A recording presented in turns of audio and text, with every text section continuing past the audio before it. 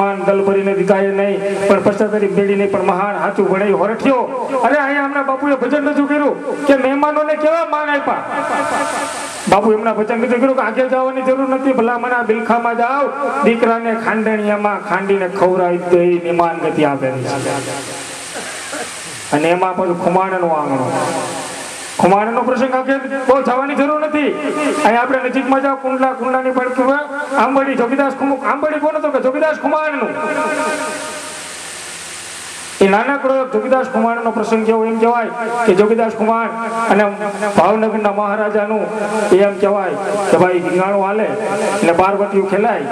અને ઈ બારવટીયું ખેલાતું હતું ઈ ટાળ્યો ચૈત્ર વિશાખનો તડકો, તડકાની મલપા ગામમાં મલપા એમ કે સિમની અંદર એક છોકરી જુવાન દીકરી એકલી બેઠેલી. અને બરોબર એમ બાગડધમાં એક જુવાન ઘોડું લઈને નીકળો અને બરોબર એમ કે દીકરી એકલી બેઠી હતી. એ જુવાને ઘોડું થંભાયું અને કીધું કે બેન કેમ તું એકલી બેઠી છો? તો કે મારા બાપા ગામમાં ગયા છે, હું એકલી છું. તો કે બેટા તું એકલી છો, એને બીક નથી લાગતી? અરે કે ભલા પણ અહીંયા બીક કોની હોય? તો કે કા? તો કે જે પંથકની માલિપા જોગીદાસ કુમારનું બારવટું ખીલાતું હોય, જે પંથકની માલિપા જોગીદાસ કુમાર જો સુરુ રહેતો ભલા પણ એની બેન દીકરીને કોઈ બીક ન લાગે. આ ઈયા જોગીદાસ કુમારનો પરિવાર અને એના આંગણે બેઠા છે. અને એમાં પાછું તો ધાખડાનો પાણી રાજુલે ભોળો દાખડો મહોય દસ્યો જામ દી ઉગાઈને દેખું જડે જરા લેણે લીએ લાવ. અમારા અનકમાં છે ને એ ધાખડા એકની મને વાત કરતા હતા. બરોબર આ શાસ્ત્રીજી ચોમાન ટાણો ને વીજળી કડાકા ભડાકા બોલાવે, મને બીક લાગી. મને બીક લાગી એટલે હું એક બાબુ ખૂણામાં વયો ગયો. મને કે બાપુ તમે ખૂણામાં કાવી આવી ગયા? મેં ભલા મને વીજળી પીડીને કડાક ઉતારીને હું એકનો એક, મારા બાપને દીકરો એક ને ઘરવાળીને એકનો એક. મેં કીધું કઈ નક્કી. મને કે ભલા મણા ધાખડાના ભાણિયામાં કોઈ વીજળી ન પડે. આ ઈ ધાખડાનો ભાણી હો ભાઈ. ખમા ખમા ભાઈ ભાઈ આજ આપણે આનંદ જ કરવાનો. અને એમાં હાસ્યમાં કોઈને કાંઈ ફરમાઈશ હોય કે ભાઈ મારે આ વિષય ઉપર સાંભળવું, આ વિષય પર જોક સાંભળવો, તમે તારે વિના સંકોચે મોકલજો, પ્રયત્ન કરીશ. આજ આનંદ જ કરવો છે. આજ આનંદ, આજ ઉછરંગ, આજ નૈનોમાં વરસાઈને ભરીંગણા ગામને આંગણે અને જગુભાઈ ખુમાણને આંગણે કંચન વરસાઈને.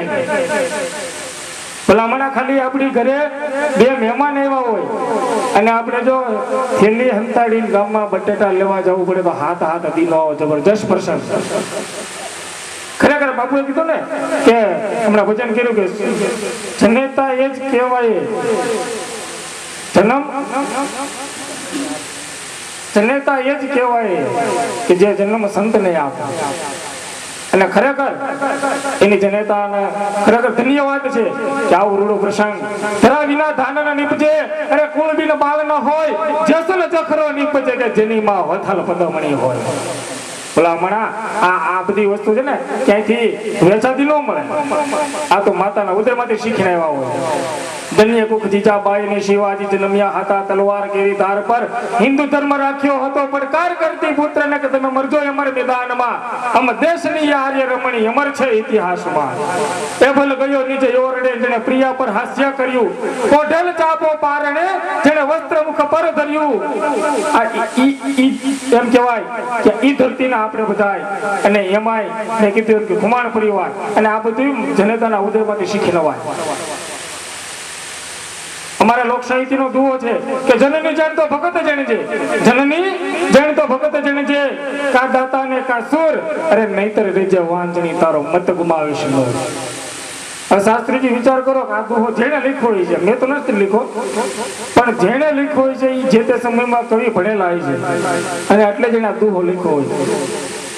એને એમ કેમ લખ્યું કે તું જનની જન્મદિન તે તો ભગત દાતા કા સુરવીર, એમ કેમ ન લખ્યું કે તું કમિશનરને જન્મ દેજે, કાકો કલેક્ટરને દેજે, કાકો મંત્રીને દેજે? એ નથી લખ્યું ને. એનું જબરજસ્ત કારણ છે કે પટ્ટાવાળાથી માંડી અને કમિશનર સુધી તો અહીંયા બનાય છે. અમુક પરીક્ષા પાસ કરો એટલે કલેક્ટર થવાય, અમુક પરીક્ષા પાસ કરો એટલે કમિશનર થવાય, અમુક પરીક્ષા પાસ થાવ એટલે ક્લાર્ક થવાય. પણ એવી કોઈ યુનિવર્સિટી નથી, એવી કોઈ કોલેજ નથી, એવી કોઈ નિશાળ નથી કે જેની અંદર દાખલ હાંસલ કર્યા પછી જોગીદાસ કુમાર જેવો શૂરવીર થાય કે બજરંગદાસ બાપા જેવો સંત થાય.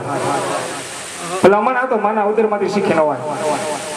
હા ને ઈ મેં કીધું ને કે જીજાબાઈ હારા હાલડા ગાયા હોય એટલે એની ઘરે શિવાજી મહારાજ જેવો શૂરવીર થાય. ઘરકની બાઈ હાલડા ગાતી ગુરુ હાલ્યો તાર બાપ ટાલ્યો એટલે કાલે પાણીપુરી લારીઓ બાબા પાણીપુરી ખાતા હોય ત્યાં પછી જોની વગરના પાણી હતા ત્યાં શિવાજી મહારાજ શૂરવીર ન થાય. આજ ભાગવત સપ્તાહની અંદર મને જે બોલવાની તક મળી ખરેખર મારા હો ભાગ્ય કહેવાય કે મને અહીંયા બોલવાની તક મળી. આપણે અને બીજું કે અહીંયા આપણે કોઈ સાહિત્યની વાત કરી અને આપણે કોઈને જુનાગઢ ભેગા કરવાના નથી અને મત કોઈ થાય એમ નથી મને ભરોસો અહીંયા મારો વ્યમ છે. પણ આજે આનંદ કરવો છે. આજે આપણે હાસ્યની પણ ઘણી બધી વાતો કરવી છે. આ દેશના સંત સુરવીર અને દાતારોને યાદ કરવા છે. मर्दानगी बात करी है कि मर्द शीश पर नबे मर्द बोली पहचाने मर्द चिंता ने माने मर्द खाए मर्द खिलावे मर्द लेवे मर्द देवे मर्द को कहे ने चाकरे काच मर्दी जावे विक्रम कहे सुनो बेताल ये सब लक्षण मर्द का मर्द शीश पर मर्द बोली पहचाने मर्द चिंता ने माने. मर्दानगी बात करवी है पण ई पेला બે ત્રણ હાસ્યની વાતો કરીને તો આમ બધાને માળા ખખરીના મરખા બેઠા થઈ જાય.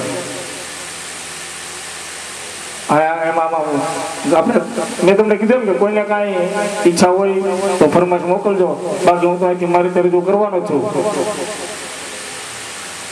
એક ભાઈના પગમાં પગ રાતા લીલા કાંસ થઈ ગયા, દવાખાને ગયા. ડોક્ટર મારી જેમ નવે નવો હોય તાજો ભૂવો બાપુ એ ડોક્ટર પાસે ગયા એટલે ડોક્ટર બતાવ્યું. ડોક્ટરને કઈ ખબર પડે નહીં. ડોક્ટર કે ભાઈના પગ કાપવા જવા. ઘરના બધા મુંદાના કાંઈ વાંધો નહીં કે પગ કાપી નાખો. એ ભાઈના ઓપરેશન કર્યું, પગ કાપવાનો પ્લાસ્ટિકના પગ લગાડ્યા. ત્યારથી દવાખાને ઘરે ગયા.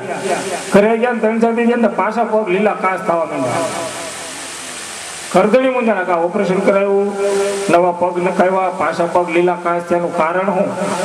પાછા દવાખાને લઈ ગયા. સાહેબ કે સાહેબ જુઓ આ પ્લાસ્ટિકના પગ લીલા કાંસ થવા માંડ્યા. પછી સાહેબ બહુ તપાસ કરી પછી કીધું ઓહો એ તો ભૂલ થઈ ગયું. કા એ કે આ ભાઈને કાંઈ તકલીફ નથી પણ લુંગી નવી પહેરીને એનો કલર પગમાં બેસાશે. હા એ આમાંના હાસ્યના ઘણા પ્રકાર છે. હાસ્યમાં 3 પ્રકાર.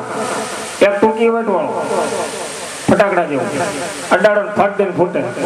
અમુક લાંબી વાઈટ વાળા હોય રહી દઈને ફૂટે અને અમુક સુરસુરિયા થાય ફૂટે જ નહીં. એક ડોક્ટરને વિચાર એવો કે આ ડેડકા ઉપર કંઈક સંશોધન કર્યું. ડેડકો પકડી એવો પછી આમ ટેબલ ઉપર મૂક્યો. પછી ડેડકાને કે જમ અને ડેડકો ફાટ કરતો ઠેકડો મારે. Doctor very good. પાછો ડેડકાને પકડીને એક પગ કાપી નાખ્યો. પછી ડેડકાને કે જમ ડેડકાનો એક પગ કપાઈ ગયો પણ તોય બિચારા બળ કરીને ઠેકડો માર્યો. ઓલી પાછો ડેડકાને પકડ્યો, બીજો પગ કાપ્યો, ત્રીજો પગ કાપ્યો, ચોથો પગ કાપી નાખ્યો. પછી ડેડકાને કે જમ્પ ડેડકો હું પછી ઠેકડો મારે. સાહેબે સંશોધનમાં કારણ લખ્યું કે ડેડકાના 4 પગ કાપી નાખવાથી ડેડકો બેરો થઈ જાય છે. આ તાડવા 4 પગ કાપી નાખ્યા બેરો નથી થયો. આવામાં અમારો એક બીજા પ્રોગ્રામ શાસ્ત્રીજી હાસ્યનો અને બધા હાસ્ય કલાકાર ભેગા થયા, સાહિત્ય વાળા કોઈ નહીં. અને જે આયોજકોને શરત મૂકેલી કે આવો સરસ મજાનો મેં હાસ્યનો કાર્યક્રમ રાખી એ આખા કાર્યક્રમની માલપા જ્યાં માણાને હસવું ન આવે, દાંત ન કાઢે એટલે 3 દિવસની વિદેશની ટૂર. અને ભાઈ તમને હાસ્યનો કાર્યક્રમ જમાયો પણ બધા ખડી પીડ્યા. પણ એક મરીને આમ બેઠો રહ્યો ઠેઠો થયો દાંત ન કાઢ્યા. આયોજક કે ભાઈ હાલો ભાઈ તમને ટિકિટ આપીને તમે 3 દી વિદેશ ફરી આવો. એ 3 દી વિદેશ ફરી એવા ત્રીજો દી વિદેશથી ફરીને આવતા હતા અને બરોબર એમ બધાને વિચાર આવ્યો કે આવા હારા જોક્સ રજૂ કરતા દાંત ન કાઢતા આ ભલામણાને ધન્યવાદ દેવા પડે કે આપણે સન્માન કરવા જવું જોઈએ. એનું એરપોર્ટ ઉપર સન્માન કરવા ગયા. જેવું આમ પ્લેન લેન્ડિંગ થયું, દરવાજો ખુલ્લો, ઓલો ભાઈ બહાર નીકળ્યો, પેટ પકડીને દાંત કાઢતા. આયોજક કે આ બહુ કહેવાય. એ પાછળ પછી પૂછ્યું કે તું દાંત છે ના કાઢ્યો? એ કે 4 દી પહેલા જે જોક્સ કીધો હતો ને હવે મને સમજાણા. હા આમાં કઈ નક્કી ન હોય. અને એમાં ગાંડાની વાત કરીએ તો ગાંડાને એવું થાય ગાંડાની હોસ્પિટલ એટલે બરોબર એમ કહેવાય કે ગાંડાની હોસ્પિટલની બહાર એક ગાંડો ઉભો અને બરોબર આમ તે પ્રધાનજીની ગાડી નીકળી અને બરોબર ગાંડાના દવાખાનાની સામે જ એમાં પંચર પડ્યું. પંચર તો પડ્યું એટલે પ્રધાનજી નીચે ઉતર્યા, ડ્રાઈવર નીચે ઉતર્યો, જેપ માર્યો, વ્હીલ બહાર કાઢ્યું, સ્ટેર વ્હીલ ચડાવ્યું, આ બધું કરતા ને તો 4 બોલ્ટ આવે ને સ્ટડ એ ખોવાઈ ગયા. ડ્રાઈવર પોતે પણ સ્ટડ મળે નહીં. ઓલો પાગલ જોઈ કે પ્રધાનજી તમે શું મૂંઝાણા? એ કે બીજું કાંઈ નહીં, પણ અમારા બોલ ખોવાઈ ગયા, હવે કરવું હું? પાગલ કે એમાં છે મૂંઝા હોય તો કાં? એ કે બાકીના 3 વ્હીલમાં કેટલા તો કે 4 તો કે ત્રણેયમાં એક કાઢી અમારે ગાડી દો. પ્રધાનજી ખુશ થઈ ગયા, વાહ ભાઈ હોય કે આવી બધી એમને કેમ ન હોય ગઈ? તો એ પાગલે કીધું, સાહેબ હું પાગલ છું, પ્રધાન નહીં. હા એમ. અને તમને જે મોજ આવે ને જરા ખખડતા રહેજો, એટલે અમને ખબર પડે. અમારે દરબારી ડાયરો અમારે બહુ ધ્યાન રાખવું પડે, કારણ કે અમારે તો મોડી રાત સુધી જ રહેવું, પણ મોડી રાત સુધી રહેવું તો છે ને. એમાં અહીંયા માતાઓને બહેનોની હાજરી છે, અહીંયા સંતોની હાજરી છે. આમાં પાછળ બાપુને બેઠા, એમાં એક બાપુના શિષ્ય લઈને ફરવા ગયા અને બરોબર એમ કહેવાય કે બાપુનો આશ્રમ ગામમાં નદીને કાંઠે આશ્રમ અને બાપુના શિષ્ય સાથે બહાર ગયા. સુબહાનું ટાણું આશ્રમે પાછા આવતા હતા, બારે મેઘ ખાંગા થયા, વરસાદ આવ્યો, નદીમાં પાણી આવ્યું બહુ. એટલે બાપુએ શિષ્યને કીધું, બેટા આપણે रुकाई जाओ. એ કે हमको रुक जाना है, अभी नहीं जाना है. कि क्या मैं कि देख नदी में पानी बहुत है. एमा एक शिष्य महाराज हो कि नहीं बापू हमको तो जाना है. बापू के नहीं जाना तो नहीं बापू हमको जाना है. बापू के तो जा. ये थोड़ी बार देखते शिष्य पास हो, बापू पूछो क्यों क्यों? कि बापू हमको अपशुकन हुआ है. तो क्या हुआ? कि हमको गधा सामने भौंकता है. बापू के साला गधे का मानता है लेकिन गुरु का नहीं मानता है. અમુક શિષ્યો હોય, પણ એમાંય આજે માતાઓને બહેનોની હાજરી છે એટલે નાનકડો એવો પ્રસંગ, કારણ કે અહીંયા સંતવાણીનો માહોલ છે. અને મેં કીધું કે ભાઈ હું તો કનક મામા અને જગુભાઈના ખાસ આમંત્રણને માન આપી અહીંયા આવ્યો છું. પણ દીકરી છે ને એ કરુણાની મૂર્તિ છે, દીકરી છે ને ત્યાગનું પાત્ર છે. દીકરો 1 કુળ તારે, દીકરી 2 કુળ તારે, માવતરનો સસરાનો. પણ એ હારા ફીટકા હોય તો આના બે બેનપણી વાતો કરતી હતી ને, વાતો કરતા કરતા કે સાંભળો તો કે કાલ મારા ઘરવાળાનો જન્મદિવસ છે, મારે એને કઈ ભેટ આપી છે, શું આપવું? એ કે વિચાર કરું પણ મગજમાં નથી આવતું. બીજી બેનપણી માથા ન્યો એ ગયા ભલામણા આપે ને ભેટ, એને એવી ભેટ આપી જિંદગી પર યાદ રાખે. પેલી બેનપણી કે તો મારે આપી છે, હું આપું? એ કે છૂટાછેડા આપી દે. હા એ જિંદગી પર યાદ રાખે ને. પણ પેલા કીધું એમ કે એક નાનકડો એવો પ્રસંગ, એમાંય દરબાર પરિવારને આંગણે અને દરબારની દીકરી શું ત્યાગ કરી શકે એનો નાનકડો પ્રસંગ. એમ કહેવાય કે ગામડું ગામ, અમને ગામની માલિપા દરબાર પરિવાર